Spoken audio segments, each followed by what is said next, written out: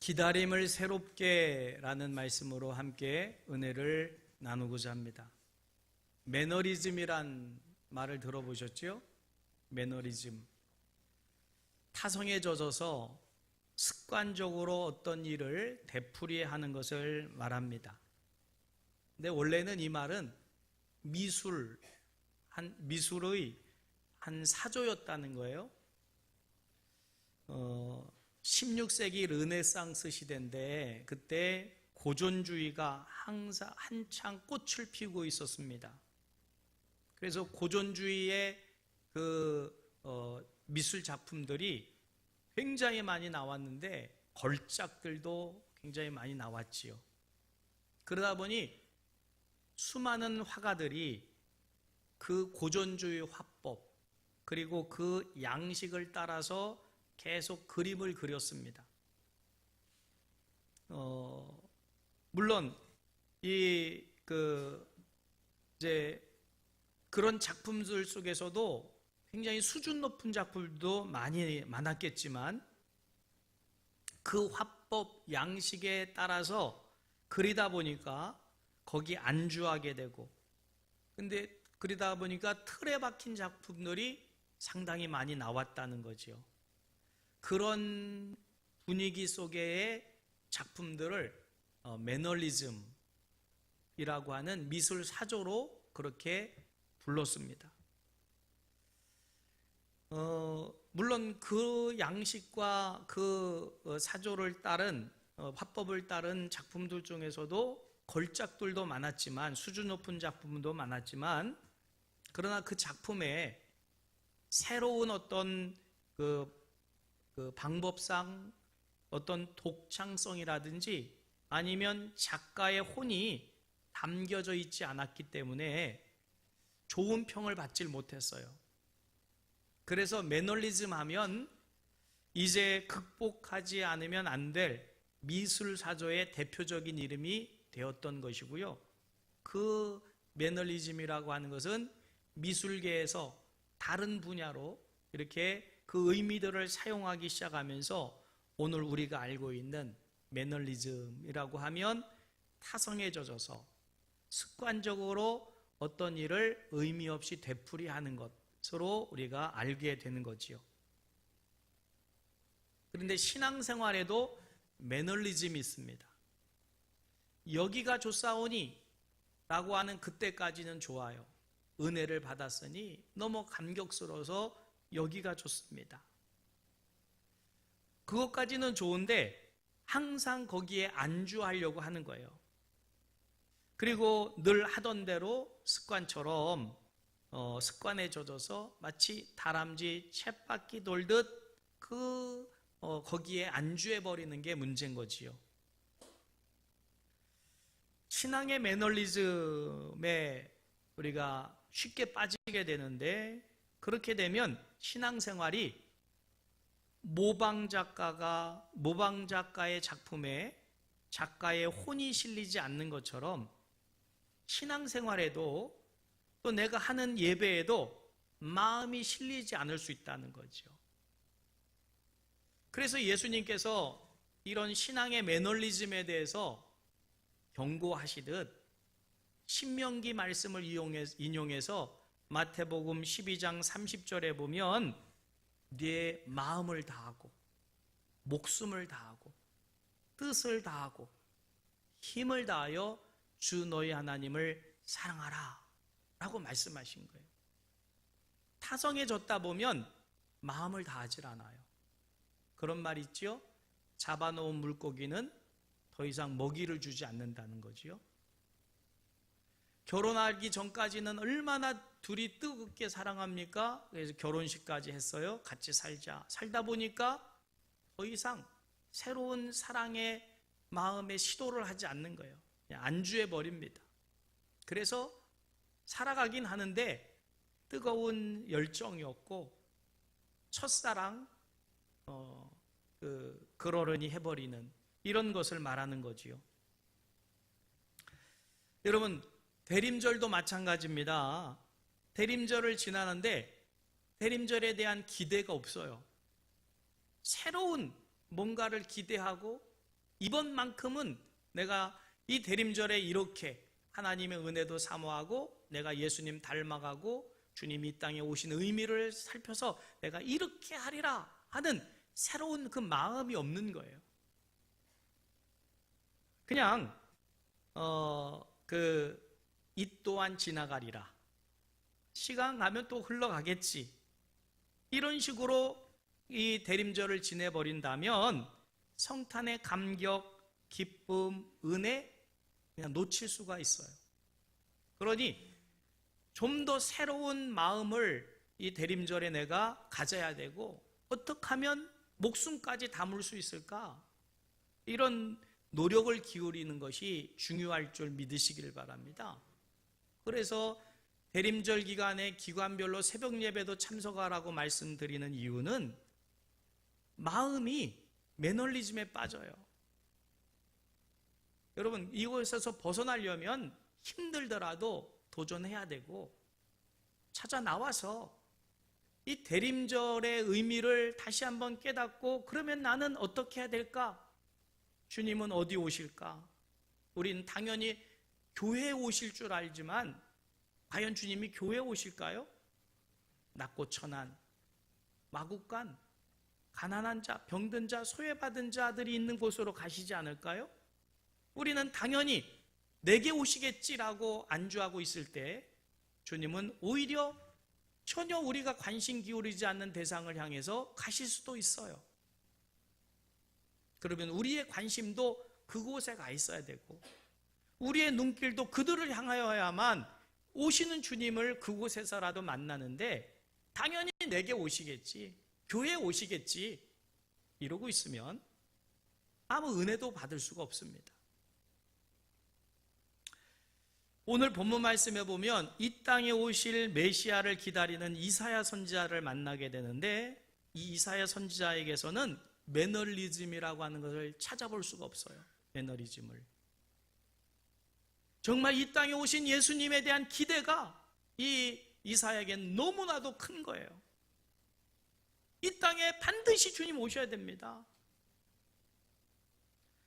그 기대, 그 열망이 얼마나 큰지가 오늘 본문 말씀에 나타나 있거든요. 이 이사야 선지자의 메시아를 향하는 어서 오십시오 하는 이 열망과 열정과 이 주님으로 인하여 건설될 평화의 나라를 우리도 사모해야 될 줄 믿으시길 바랍니다. 대림절 셋째 주가 돼도 뭐합니까? 그런 마음이 없으면 이미 신앙의 매너리즘에 빠져 있는 거예요. 거기에는 더 이상 기쁨이 없습니다. 더 이상의 새로운 것이 없어요. 여러분, 오늘 이사야 선지자가 가졌던 메시아에 대한 기대감이 우리에게도 있기를 주님의 이름으로 축복합니다. 자, 그러면 왜 이사야는 이런 메시아가 오시기를 그는 기대했을까라고 하는 건데, 첫째, 절망의 시대에 메시아가 예언자로 있었기 때문이긴 하지만, 그래서 그 절망의 시대에, 기대할 것이 없는 시대에 메시아가 오셔야만 평화의 하나님 나라를 선포하게 되는 거죠. 그래서 절망의 시대에 평화의 나라를 선포하는 겁니다. 이사야는 궁중 예언자로 알려져 있어요.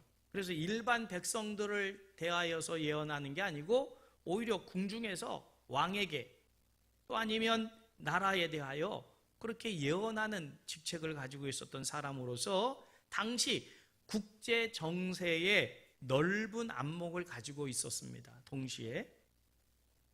그러면 그 시대가 어떤 시대입니까? 신흥 바벨론의 침략으로 인하여서 국가의 주권은 이미 바벨론의 느부갓네살 왕에게 넘어갔고 이제 백성들은 모두 포로 잡혀가게 될 수밖에 없는 일촉즉발의 국가적인 위기 시대입니다. 강한 나라는 약한 나라를 침략해서 속국으로 삼기에 혈안이 되어 있습니다. 그러다 보니 세계의 질서는 평화가 아니라 야국강식의 그런 전쟁이 마구 일어나는 불안한 시대입니다.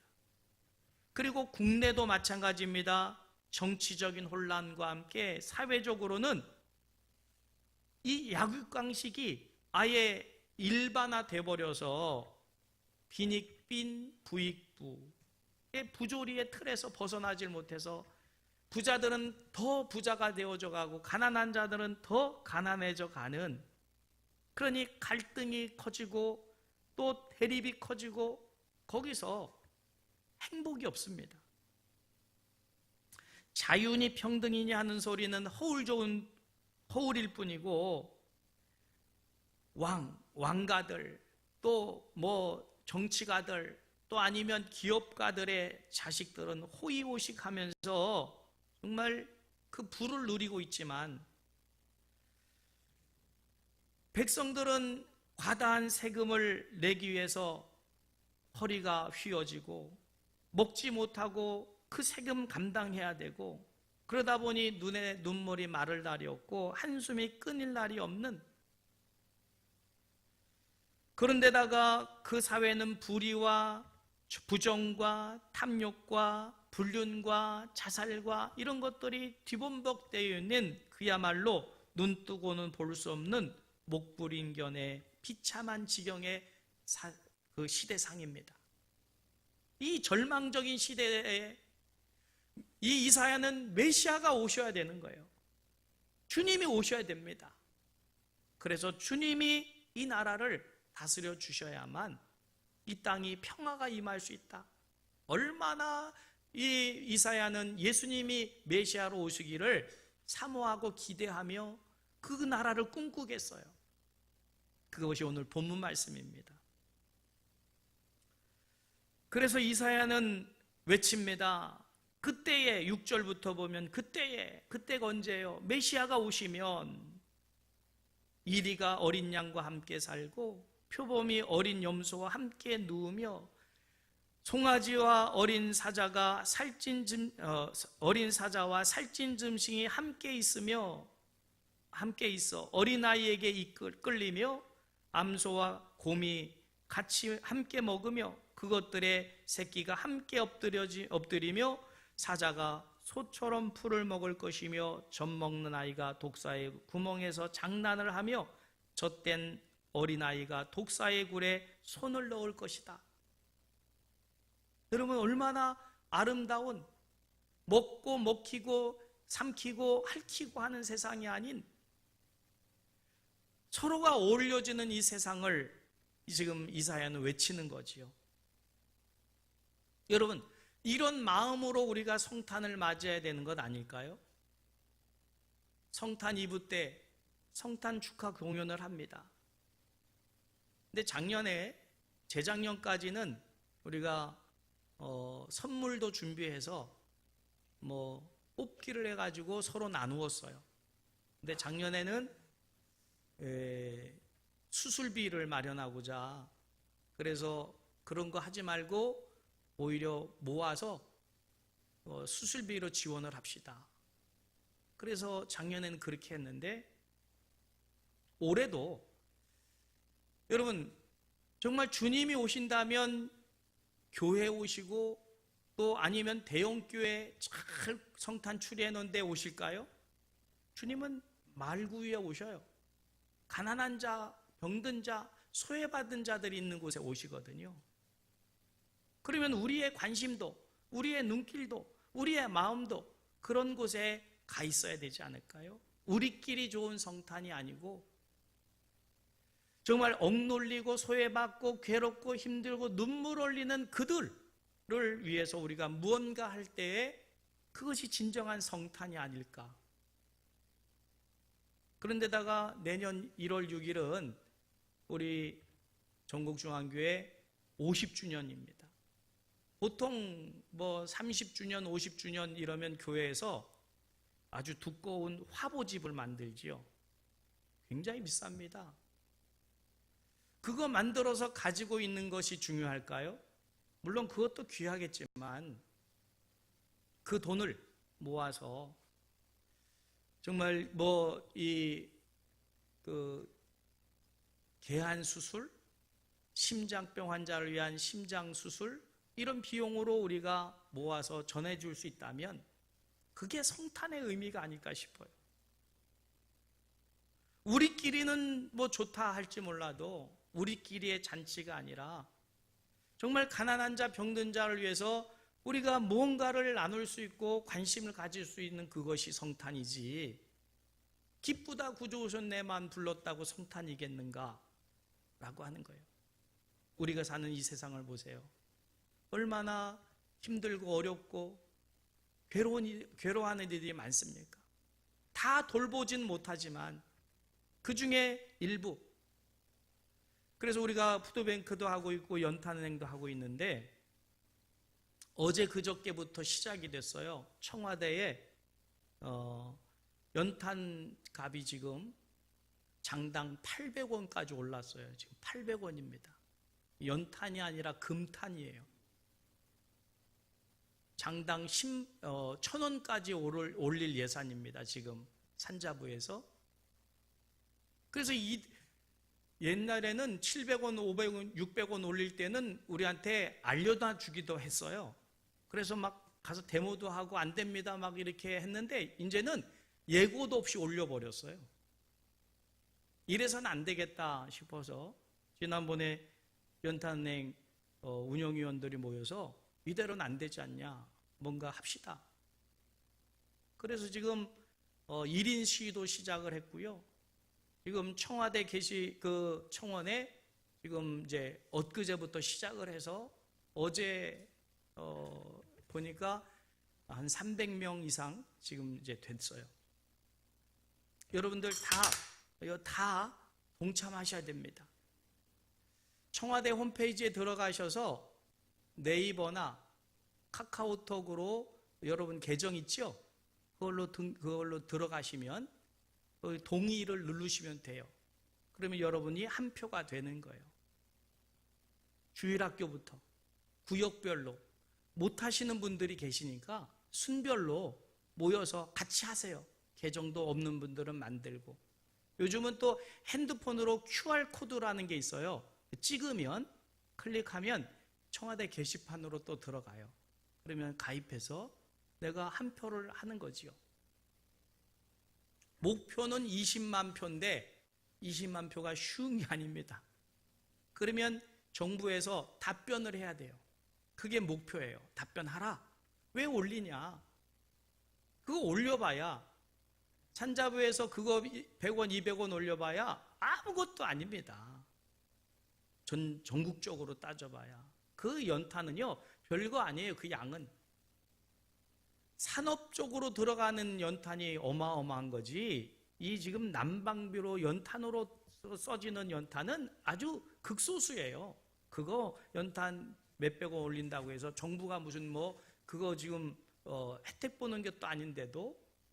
그러나 서민들은 연탄 살 수밖에 없는 사람들에게는 큰 일입니다. 그래서 우리가 할 수 있는 길 찾아가지고 이 성탄의 계절에, 이 대림절에 주님이 기뻐하시는 것을 해야 주님이 이 땅에 오시면서 기뻐하지 않을까. 우리가 황금과 유황과 모략은 못 드려도 주님 기뻐하시는 일들을 찾아서 할 수 있는, 이 절망의 시대에 희망을 전해줄 수 있는, 희망을 선포하는 우리가 돼야 될 줄 믿으시기를 주님의 이름으로 축복합니다. 그래서 이 50주년 행사 때도 우리끼리도 물론 의미를 담아서 비전 선포식도 하고 하겠지만, 그 모든 역량을 모아가지고 의미 있는 곳에 주님이 오셨으니, 우리가 구원받았으니, 그런 가난하고 병들고 소외받는 자들을 찾아가실 예수님의 그 길을 예비하는 마음으로 그들을 위해서 계한 수술비로 그 안요한 목사님이라고 아시지요? 그 새롭게 하소서에 나오셨던 그분도 수술 받으시면 나을 수 있대요. 근데 일부러 수술 안 받으시는 거 아닙니까? 그 시각장애우들을 위해서. 그런 마음으로 우리가 그런 쪽으로 동참을 한다든지, 아니면 심장병 수술을 하는 비용으로 우리가 그걸 드리든지. 여러분, 이 절망의 시대에 기쁘다고 주셨는데 나만 기뻐하는 것이 아니라 희망을 선포하고 정말 삶의 의미를 선포할 수 있는 이 이사야 선지자와 같은 우리가 되어야 될 줄 믿으시기를 주님의 이름으로 축복합니다. 두 번째로 오시는 메시아는 어떤 분이냐? 이상적인 지도자로 오신다는 거지요. 그래서 1절에서 5절까지 보면 이새의 줄기에서 한 싹이 나며 그 뿌리에서 한 가지가 나서 결실할 텐데 그분은 하나 여호와의 영과 영 곧 지혜와 총명과 모략과 재능의 영이요 지식과 여호와의 경외하는 영이 그에게 임하실 때 그는 공의와 정의로 이 땅을 다스릴 것이다. 여지껏의 왕들과 같지 않다. 여러분, 주님이 오셔야만 이 땅에 평화가 진정 임하게 될 줄 믿으시길 바랍니다.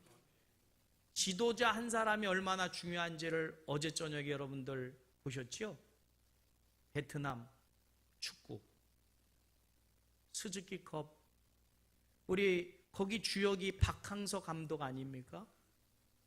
10년 만에 그 컵을 탈환하는, 그래서 우리나라 2002년도 그 월드컵 때 이상의 지금 막 열기가 지금 뭐 베트남에 아주 그냥 축제가 벌어졌다 그러지요. 근데 이 박항서 집사 이분이 감독이 크리스찬이에요. 어제도 잠깐 뭐 보니까 기도하시더라고요. 여러분, 감독 한 사람 때문에 그렇게 달라질 수도 있구나 하는 걸 또 깨달아요. 우리가 월드컵 4강에 올라갈 때도 히딩크라고 하는 감독 때문에 그런 성과를 얻으면서 얼마나 온 국민이 기뻐했습니까? 여러분, 지도자 한 사람이 올바로 서고 지도자 한 사람이 영향력을 발휘할 때 그런 성과가 이루어진다면, 우리 주님이 메시아로 오셔서 이 땅을 다스린다면 어떤 일이 일어날까요? 여러분, 오늘 본문 말씀에 이리가 어린 양과 함께 먹고 표범이 어린 염소와 함께 누우며 송아지와 어린 사자와 살찐 짐승이 함께 있는 놀라운 일이 일어나게 될 줄 믿으시기를 주님의 이름으로 축복합니다. 주님 빨리 오셔서 이 불평등하고 이 불균형하고 서로 자기만 출세하고 잘 먹고 잘 살겠다고 하는 이 세상에 주님이 오셔서 높은 것들은 낮아지고 낮은 것은 도도해져서 평안한 나라가 되게 하옵소서.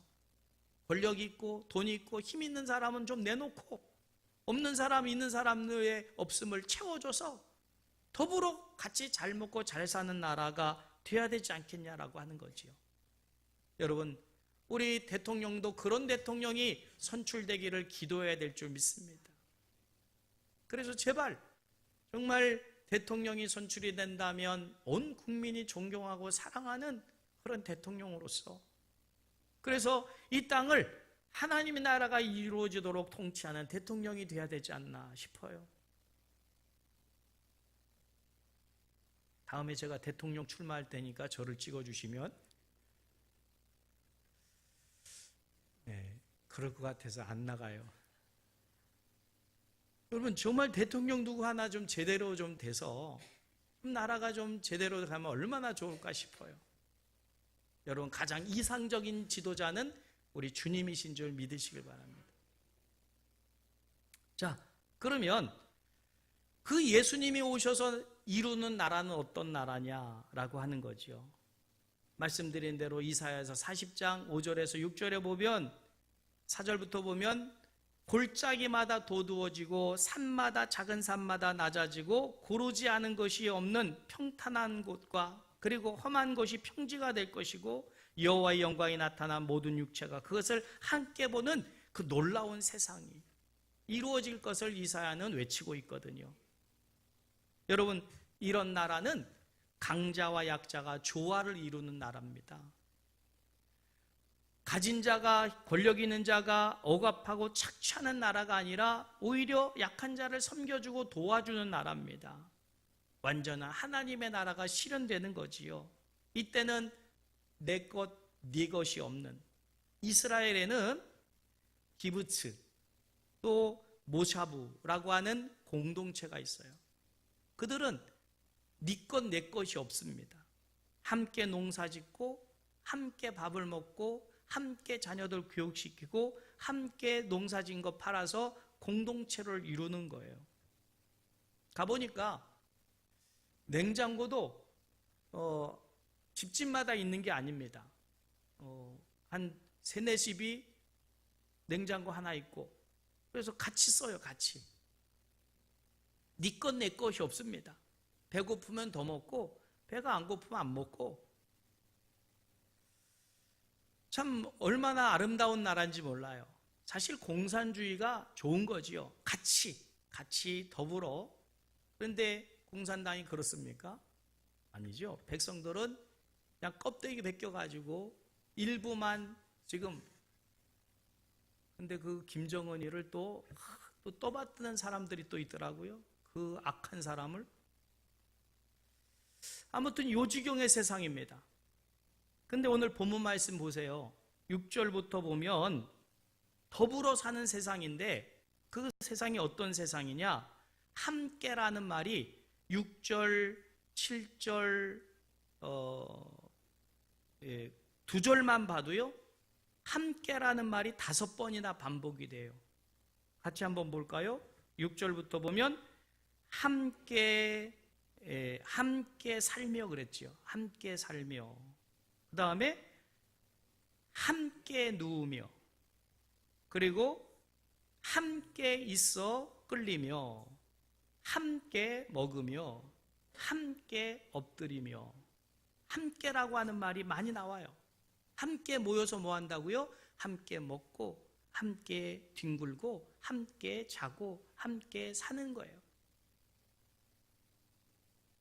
나만, 우리 가정만 이게 아니라 함께. 이게 하나님의 나라인 줄 믿습니다. 그런데 좋은 사람끼리만요? 믿어온 사람들끼리만요? 사랑하는 사람들끼리만요? 아닙니다. 그 중에는 원수 같은 사람들도 있는 거예요. 근데 그걸 내치는 게 아니라 받아서 같이 함께 연약하면 도와주고 또 잘못된 것들은 고치면서 함께 먹고 함께 하나님 나라 꿈꾸는 것이 바로 우리가 이루어야 될 하나님의 나라인 줄 믿으시기를 주님의 이름으로 축복합니다. 인간들이 만들어 놓는 그 소위 유토피아는 어떤 나라입니까?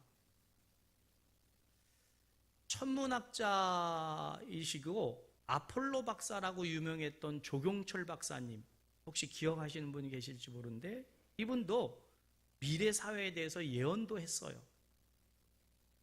앞으로 미래에는 창문이 없대요. 얼마나 광학기술이 발달됐으면 요즘 미세먼지가 얼마나 많아요? 아주 쾌적한 그런 창문도 없는데도 이 공간이 정말 깨끗한 그런 환경을 만들어서 그 안에서 밖에 나가지 않아도 거기서 일 보고 거기서 쇼핑하고 거기서 다 하는 거예요. 근데다가 미래에는 우리는 뭐 시집 장가 가도 냉장고 사야죠, 텔레비 사야죠, 뭐 심지어 자동차 사야죠, 집 사야 되죠, 다 사야 되잖아요. 돈 가지고. 근데 올 렌탈 시대가 돼가지고요. 안 사도 된답니다. 빌리기만 하면 된다는 거예요. 그런가 하면 인간의 모든 필요를 채워줄 수 있는 소위 로봇도 대여해가지고 로봇 하나 대여하면요. 사지 않아도 돼요. 그 비싼 거. 대여하면 한 달에 얼마씩 내면 이 로봇이 빨래해 주지요, 청소해 주지요, 설거지를 해 주지요, 안마해 주지요, 심지어 성적 충족까지 채워준다는 거예요. 자, 그런데 이런 세상 살만할까요? 인간이 만들어 놓은 세상 가장 우리 지구상에서 제일 잘 살고 뭐 정말 좋은 나라라고 손꼽히는 뭐 스웨덴이라든지 아니면은 이런 덴마크라든지 이런 나라들 가보면 자살률이 가장 높대요.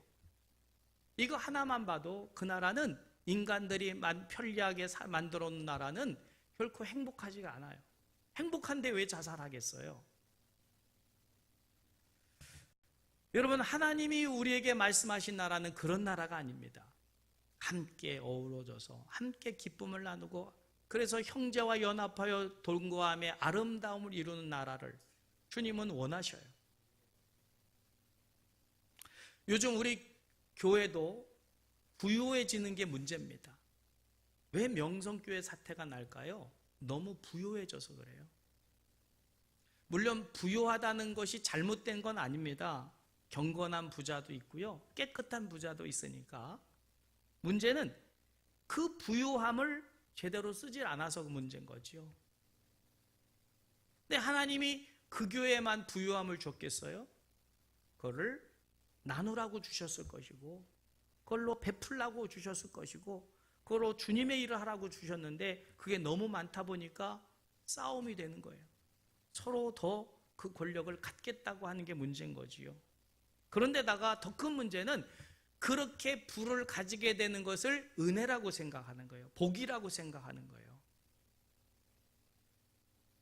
그리고 반대로 가난한 사람, 못 배운 사람은 은혜를 덜 받은 사람들입니까?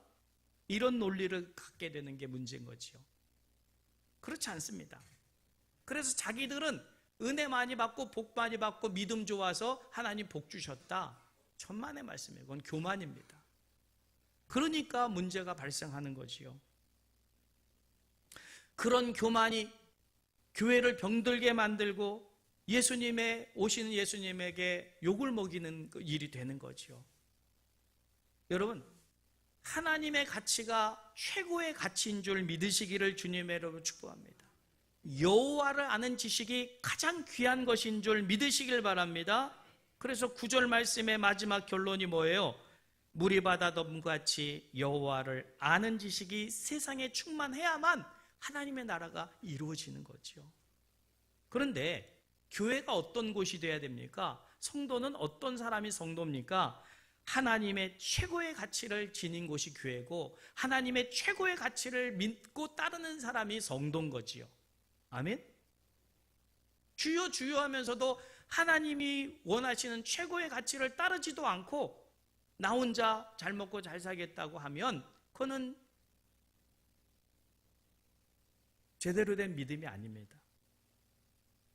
여러분, 여호와를 아는 그 지식을 가장 많이 지닌 곳이 어딜까요? 그게 교회고 그게 바로 성도 아니겠습니까?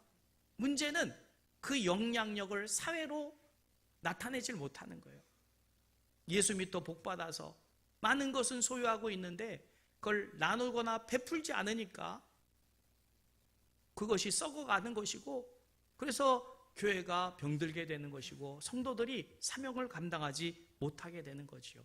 결국 그 거룩한 영향력을 잃어버리고 세속화되어져 가는 거예요. 세상 닮아가는 거지요. 그건 교회로서의 사명이, 그건 가치가 없습니다. 성도로서도 가치가 없고요. 이 땅에 오시는 주님이 우리에게 요구하시는 것이 있다면 교회를 교회되게 하고 예배를 예배되게 하고 성도가 성도되는 것이 이 땅에 오시는 주님이 우리에게 요구하시는 것이고 원하시는 것인 줄 믿으시기를 주님의 이름으로 축복합니다. 그렇다면 이 대림절 셋째 주간에 과연 나는 주님께 무엇을 어떻게 해드릴까를 생각하면서 우리가 함께 뜻을 모아서 정말 주님이 가시고자 하는 그곳에 우리도 같이 가서 적지만 그들에게 먹을 것을 주고 입을 것을 주고 또 병든 자에게는 고칠 수 있는 그런 기회를 제공해 주는, 그것이 주님이 원하시는 주님의 나라인 줄 믿으시기를 주님의 이름으로 축복하면서 말씀 생각하시면서 교회를 교회되게 예배를 예배되게 성도로서 성도되어 정말 대림절 마칠 때 주님 오신다면 정말 주님을 기쁘시게 환영하고 영접하는 우리 모두 되기를 주님의 이름으로 축복합니다.